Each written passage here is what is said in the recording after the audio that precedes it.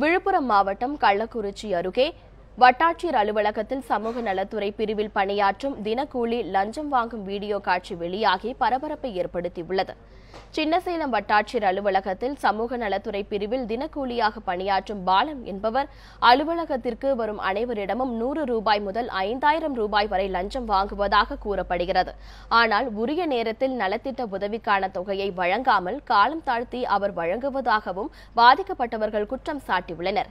சமூக நலத்துறை பிரிவில் தினக்கூலியாக வேலை செய்பவர் லஞ்சம் வாங்கும் வீடியோ காட்சி தற்பொழுது வெளியாகி பரபரப்பை ஏற்படுத்தியுள்ளது. ஒரு அம்மாவுக்கும் இன்னும் ஒரு ஐயாவுக்காக விண்ணப்பம் கொடுத்துருந்தோம். உள்ளார தாசில்தார் வாங்கி இன்சீல் பண்ணிட்டு ஒரு வினோத்தை கூப்பிட்டு இந்த பேப்பர் இது பண்ணி ஆர்ஐக்கு அனுப்புன்னு சொல்லி சொன்னார். இங்கே வந்து இது பண்ணக்குள்ள ஆர்ஐக்கு கையில் கொடுங்கன்னா 100 ரூபாய் ஒரு பேப்பருக்கு என்டாஸ்மெண்ட்டுக்கு 100 ரூபான்னு சொல்லி சொன்னாங்க. 2 பேப்பருக்கு 200 ரூபான்னாங்க.